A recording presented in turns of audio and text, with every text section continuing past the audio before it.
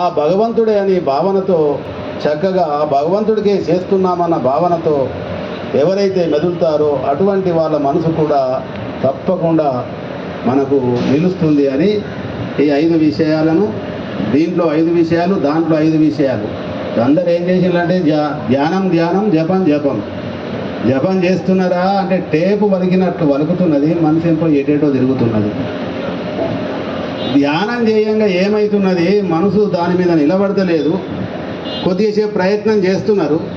ప్రయత్నం చేసిన తర్వాత ఏమంటున్నారు, ఇది ఆగదు లేదు, ఆగదని ఏమైపోతున్నారు, లేచిపోతున్నారు. దానికి భగవంతుడు ఏం చెప్పిండు, ఆసనం చెప్పిండు. ఆసనం అంటే ఏమంటే చెప్పిండు అంటే మనకు అయిపోయిందే,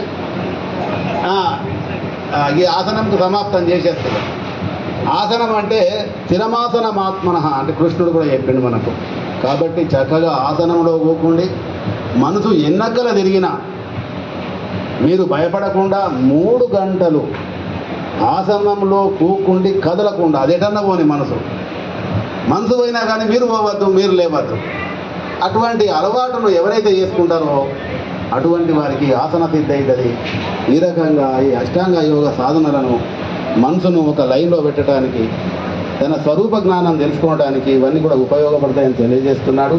అటువంటి శక్తిని, భక్తిని సమస్త దేవతలు సద్గురు భగవంతుడు సదా సదా అనుగ్రహించుగాక. ఓం సహనాభవతు సహనో భునక్తు సహ వీర్యం కరవావహై తేజస్వినావధీతమస్తు మా విద్విషావహై.